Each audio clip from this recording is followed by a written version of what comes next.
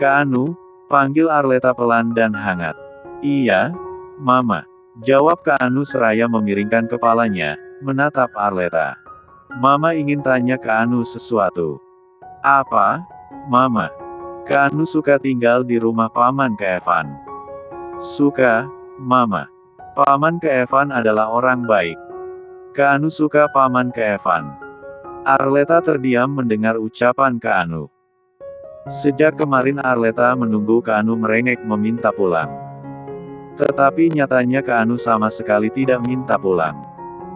Bahkan terlihat Kak Anu sangat betah di rumah Keevan. Hal ini membuat Arleta cemas.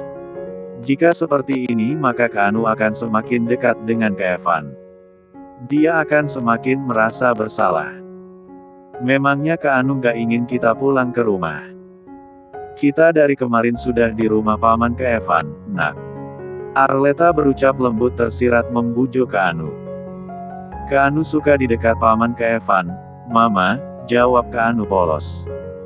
Arleta mengembuskan napas panjang mendengar ucapan Kak Anu. Entah dia tak mengerti bagaimana cara bicara dengan putranya itu. Kalau sudah seperti ini, maka Arleta sama saja tersudut. Kamu sudah selesai bermain kuda, boy. Keevan melangkah mendekat pada Arleta dan Kak Anu yang tengah duduk bersantai. Pria itu sukses membuat percakapan Arleta dan Kak Anu terhenti. Refleks, Arleta dan Kak Anu mengalihkan pandangannya pada sumber suara itu. Paman Keevan. Kak Anu tersenyum senang melihat Keevan sudah datang. Kak Anu segera turun dari tempat duduknya, dan berlari menghampiri Keevan. Lantas Keevan menggendong Kak Anu memberikan kecupan di pipi bulat Kak Anu. Maaf meninggalkanmu lama. Tadi ada pekerjaan yang harus aku selesaikan, ucap Keevan seraya membelai pipi Kak Anu. Nggak apa-apa, Paman. Yang penting Paman sudah ada di sini, jawab Kak Anu dengan riang sambil melingkarkan tangannya di leher Keevan. Wajah Kak Anu terlihat sangat bahagia Keevan datang. Padahal hanya ditinggal sebentar saja. Tapi rupanya Keevan telah berhasil mendekati Kak Anu. Keevan tersenyum. Sekarang beritahu aku. Kamu ingin makan apa? Tanyanya pada Kak Anu. Kak Anu mengetuk-ngetukkan telunjuk ke dagunya. Bocah laki-laki itu seperti tengah berpikir makanan apa yang dia inginkan siang ini. Kak Anu ingin makan seafood saja, Paman. Kak Anu ingin cumi dan udang, jawabnya begitu antusias. Keevan mengulum senyumannya. Alright, kita akan pergi ke restoran seafood. Yay. Kak Anu memekik kegirangan. Kita berangkat sekarang. Keevan mengecup pipi Kak Anu. Membawa bocah laki-laki itu bersama dengan Arleta meninggalkan tempat latihan berkuda. Sedangkan Arleta, wanita itu tak bisa berkata-kata melihat kedekatan Kak Anu dan Keevan. Tepatnya wanita itu tidak tahu harus berbuat apa. Sungguh, jika dihadapkan dengan keadaan seperti ini, dirinya seperti telah melakukan sebuah dosa besar. Arleta merasa dirinya di posisi yang salah. Ingin sekali Arleta egois. Tapi dia tidak bisa melakukan hal itu. Sekarang Kak Anu begitu bahagia di dekat Keevan. Rasanya tidak adil jika sampai dia merusak momen bahagia Kak Anu. Lepas dari masalah yang terjadi di masa lalu, Arleta tetaplah seorang ibu yang ingin anaknya merasa bahagia. Mungkin sekarang Arleta membiarkan Kak Anu tetap dekat dengan Keevan. Akan tetapi entah itu sampai kapan. Karena Arleta belum berani untuk mengambil sebuah keputusan. Kak Anu tertidur pulas setelah bocah laki-laki itu menyantap seafood. Perutnya semakin buncit. Pun pipinya semakin bulat seperti pipi tomat. Bocah laki-laki itu semakin nampak menggemaskan. Keevan dan Arleta menatap Kak Anu yang tertidur pulas di kamar. Setelah makan seafood, Keevan langsung mengajak Arleta dan Kak Anu untuk pulang. Dan di jalan Kak Anu terlelap. Tentu Keevan segera menggendong Kak Anu untuk memindahkan ke kamar. Ke Evan, sampai kapan kamu mengurungku dan ke Anu? Putraku nggak betah tinggal di rumah yang bukan rumahnya, jawab Arleta pelan agar ke Anu tak terbangun. Berhenti mengarang cerita. Aku tahu ke Anu betah tinggal di sini. Ke Evan menjeda, dan menatap dingin Arleta. Rumahku ini adalah rumah ke Anu juga. Berhenti untuk berpikir kalau rumah ini bukan rumah ke Anu. Mata Arleta melebar. Apa maksudmu, ke Evan? Ini sudah malam. Aku ingin istirahat. Ke Evan tak mengindahkan pertanyaan Arleta. Pria itu melangkah pergi meninggalkan kamar ke Anu.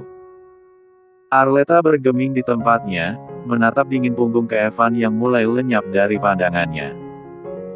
Benak Arleta penuh dengan terkaan yang mana semua hal keanehan yang menyudut pada kecurigaan mulai berkumpul menjadi satu. Arleta terbangun di tengah malam. Matanya mengerjap beberapa kali dan menggeliat. Rasa kantuknya tiba-tiba saja hilang. Wanita itu menyeka matanya menggunakan punggung tangannya sebentar. Saat mata Arleta sudah terbuka, tatapan wanita itu teralih pada jam dinding waktu menunjukkan pukul 12 malam. Dia ingin kembali tidur, tapi dirinya sudah tidak lagi mengantuk. Arleta menyibak selimut, turun dari ranjang dan melangkah keluar dari kamar. Tepat dikala dia keluar kamar, langkahnya terhenti dikala berpapasan dengan pelayan. "Non Arleta," sapa sang pelayan. Arleta menatap sang pelayan. "Aku kebangun." Putraku masih tidur, kan?" "Masih, Non." "Dan ke Anu masih tidur," jawab sang pelayan. Arleta mengangguk merespon ucapan sang pelayan. "Ke Evan juga masih tidur, kan?" Entah kenapa, dia ingin menanyakan ke Evan. "Maaf, Non." Sekitar 30 menit lalu, Pak Evan keluar rumah, jawab sang pelayan yang seketika itu juga membuat raut wajah Arleta berubah. "Ke Evan keluar rumah," ulang Arleta memastikan. Sang pelayan menganggukkan kepalanya. "Iya, Non. Pak ke Evan keluar rumah. Sekitar 30 menit lalu beliau pergi." Arleta terdiam mendengar apa yang dikatakan pelayan itu. Benaknya terisi dengan terkaan kemana ke Evan pergi. Ini sudah larut malam. Tidak mungkin ke Evan pergi menemui kliennya di tengah malam seperti ini. Tunggu. Atau jangan-jangan ke Evan bermain jalang. Ya, Arleta yakin bahwa ke Evan pasti mencari wanita baru untuk menjadi teman kencan pria itu. Dia sangat mengenal sifat brengsek ke Evan. Napas Arleta memburu. Manik matanya memancarkan rasa marah yang tak bisa tertahankan. Dia sangat yakin bahwa ke Evan pasti mencari wanita murahan yang dijadikan teman tidurnya. Brengsek. Pria itu memang brengsek. Arleta meloloskan umpatan kasar dikala membayangkan hal tersebut. "Maaf, Non. Ada apa?" Sang pelayan bingung melihat Arleta marah. Arleta menepis pikirannya, berusaha untuk tak marah dan bersikap biasa. "Nggak apa-apa. Kamu pergilah. Selesaikan pekerjaan kamu." "Baik, Non. Permisi." Pelayan itu menundukkan kepalanya, lalu pamit undur diri dari hadapan Arleta.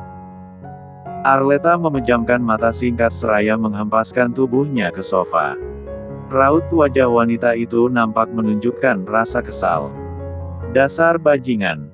Sekali bajingan tetap saja bajingan," serunya penuh emosi. Suara detuman musik memekak telinga. Sebuah klub malam terkenal di Jakarta itu menjadi tempat di mana para pengusaha, model, dan artis berkumpul menikmati indahnya hiburan dunia malam. Klub malam yang sering dijumpai banyak orang dari kalangan atas itu kerap menjadi tempat bagi banyak orang untuk merasakan indahnya gemerlap dunia malam. Para pelayan seksi sejak tadi mondar-mandir mengantarkan minuman. Aroma tembakau bercampur dengan anggur mahal serta suara dentingan gelas sloki memenuhi klub malam ini. Terlihat dua wanita cantik duduk dengan anggun menikmati minumannya di salah satu tempat khusus tamu VIP. Tamu yang siap merogoh kocek tidak sedikit hanya untuk membuka tabel di tempat khusus para tamu VIP. Tampak tatapan banyak pria terus tertuju pada dua wanita yang tengah duduk di kursi tamu VIP. Penampilan yang menawan, paras cantik dan seksi, rambut panjang terjuntai indah, membuat kedua wanita itu sukses menjadi pusat perhatian. Hanya saja nampaknya kedua wanita itu acuh dengan para pria yang menatap mereka. Dua wanita itu seperti tengah membahas hal penting. Dilihat dari raut wajah kedua wanita itu tengah kesal. "Nasya, kamu tahu kan rencana kita gagal. Sopir truk itu nggak berhasil menabrak putra Arleta," ucap Merla seraya menyesap vodka di tangannya. Raut wajah wanita itu kesal karena baru saja mendapat informasi kalau sopir truk yang dia suruh bersama dengan Nasya gagal menjalani rencana. Padahal Merla sudah tak sabar ingin mendengar kabar anak Arleta meninggal atau koma di rumah sakit. Sial! Merla mengumpati kebodohan sang sopir truk yang tak becus menjalankan perintahnya itu. Senyuman di wajah Nasya terlukis. Wanita itu menggerak-gerakan gelas sloki di tangannya. "Kamu tenang aja, Merla. Aku sudah mengatur rencana selanjutnya. Kali ini kita nggak mungkin gagal. Kemarin anak Arleta beruntung karena Kevan ada di sana. Tunggu saja akan ada masa di mana kita tertawa puas melihat penderitaan Arleta." Nasya menenangkan Merla. Dia meyakinkan bahwa rencana berikutnya tidak akan gagal. Putra Arleta bisa selamat hanya karena sebuah kebetulan saja. Otak Nasya sudah menyusun rencana berikutnya untuk menghancurkan Arleta. Itu kenapa dia bisa setenang sekarang. Merla mendesah panjang. "Memangnya kamu yakin kalau rencana kita nggak gagal lagi?" Tanyanya memastikan. Dia hanya khawatir kalau rencana kedua akan gagal lagi. Nasya mendecakkan lidahnya. "Udah kamu nggak usah khawatir. Rencana kedua udah aku susun sebagus mungkin. Jalang itu akan masuk ke dalam jebakanku. Aku akan buat dia sehancur mungkin karena berani ngerebut Kevanku." Nasya mengatakan itu dengan napas yang memburu penuh amarah. Dia begitu membenci Arleta yang telah berani merebut Kevan. Sekarang Kevan meninggalkannya, karena Arleta. Membayangkan itu semua membuat kebencian Nasya pada Arleta semakin menjadi. "Oke, aku percaya padamu, Nasya. Aku juga udah nggak sabar lihat wanita sialan itu hancur." Merla tersenyum licik. Nasya mengambil wine yang ada di atas meja dan menyesap perlahan. "Percayalah padaku, semua udah aku susun sempurna. Rencana kedua kita pasti berhasil." Merla pun meminum wine yang ada di hadapannya. "Wait, Nasya. Kemarin kenapa Kevan bisa ada di sana?" tanyanya yang penasaran. Pun dia kesal karena Kevan berhasil menolong anak Arleta. Kalau saja Kevan tidak di sana pasti rencana yang telah mereka susun sejak awal sudah berhasil. Namun, ada satu hal yang membuat Merla penasaran sekaligus bingung yaitu tujuan Kevan berada di sekolah Keanu. Akan tetapi, meski demikian Merla yakin dan percaya pada Nasya. Dendamnya pada Arleta harus terbayarkan. Dia tidak pernah terima atas apa yang dia dapatkan. Semuanya karena Arleta. Hanya kebetulan Kevan di sana. Kamu nggak usah banyak berpikir. Fokus kita satu yaitu memberikan pelajaran untuk wanita rendahan itu. Jangan pikirin yang lain. Putra Arleta kemarin beruntung karena selamat dari maut. Tapi aku bisa pastikan selanjutnya nggak akan ada lagi keberuntungan yang datang untuk anak wanita rendahan itu, jawab Nasya penuh dengan kebencian dan amarah yang terbendung dalam dirinya. Merla menyeringai kejam. "Kamu benar, Nasya. Fokus kita satu yaitu memberikan pelajaran pada Arleta. Dia harus mendapatkan balasan yang setimpal. Aku ingin segera melihat anaknya koma." Mati juga sepertinya bagus. Nasya dan Merla tertawa lepas. Tawa yang begitu mengudara. Mereka berdua menertawakan Arleta sekaligus rencana mereka yang pasti akan berhasil. Terlihat kedua wanita itu tak sabar menjalani rencana mereka selanjutnya. Kalian pikir bisa dengan mudahnya melukai putraku? Suara bentakan lantang keras, sukses membuat Nasya dan Merla mengalihkan pandangan mereka pada sumber suara itu. Dan seketika tubuh Nasya dan Merla mematung melihat sosok pria yang melangkah menghampiri mereka. Tampak wajah Nasya dan Merla memucat. Kedua wanita itu begitu terkejut melihat sosok pria yang ada di hadapan mereka. Kak Evan. Tenggorokan Nasya tercekat. Lidahnya keluh. Otaknya blank seketika tak mampu merangkai kata. Bukan hanya Nasya saja yang tiba-tiba tak mampu merangkai kata. Tapi Merla yang ada di dekatnya pun tak mampu merangkai kata. Kedua wanita itu membisu dengan keadaan mulut sedikit menganga menunjukkan bahwa mereka sangat terkejut melihat Evan ada di hadapan mereka. Evan melangkahkan kakinya mendekat pada Nasya dan Merla. Malam ini Evan memang sengaja ingin menemui Nasya dan Merla.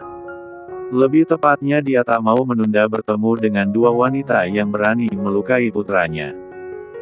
Evan sudah tahu keberadaan Nasya dan Merla dari asistennya.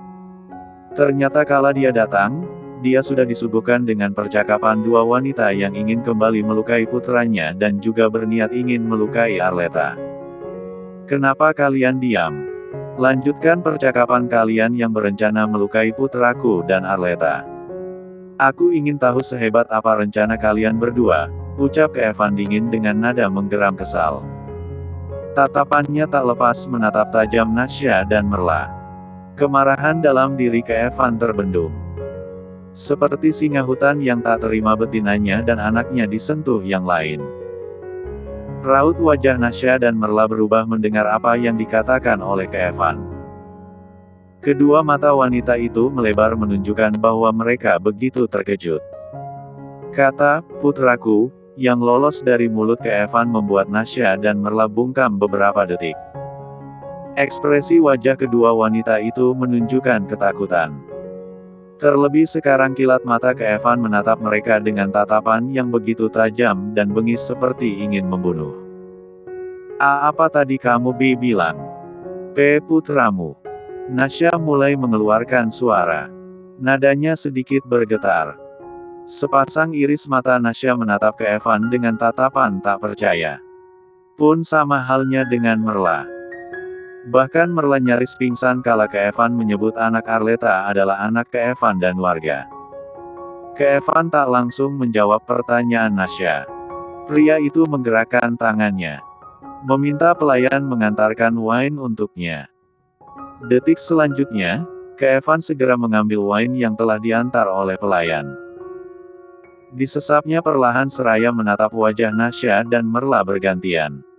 Wajah kedua wanita itu tampak begitu memucat. Ya, Kak Revano, putra Arleta itu adalah putra kandungku. Dan tentu aku tidak akan hanya diam kalau ada yang berani melukai putraku, desis Evan dengan nada penuh ancaman. Sorot matanya menyorot begitu penuh kemarahan pada Nasya dan Merla. Bungkam. Baik Nasya dan Merla kembali bungkam kala mengetahui putra Arleta adalah putra Evan. Mereka nyaris kehilangan kata untuk menjawab pertanyaan Evan. Namun, terlihat sepasang iris mata Nasya memiliki rasa takut yang terselimuti sebuah kecemburuan. Dada Nasya sesak dan seakan terbakar. Panasnya telah menyulut dalam dirinya. Benak Nasya langsung menduga akan usia putra Evan itu. Nasya yakin usia putra Evan sekitar 4 tahun. Dan itu artinya Evan telah menjalin hubungan dengan Arleta di masa kuliah. Membayangkan itu membuat emosi Nasya nyaris meledak akibat terbakar api cemburu. Jadi kamu pernah tidur sama Arleta saat kalian kuliah dulu? Bukannya kamu selalu nolak Arleta? Seru Nasya dengan rahang yang mengetat dan tangan yang terkepal begitu kuat. Aura wajah menunjukkan jelas kobaran kemarahan yang nyaris meluap. Senyuman samar di wajah Kevin terlukis. Pria itu menggerak-gerakan gelas berkaki tinggi di tangannya sambil berkata menegaskan, "Kalau aku udah pernah tidur dengan Arleta, memangnya apa urusannya denganmu? Aku rasa kamu tahu dengan jelas kalau kita tidak memiliki hubungan apapun."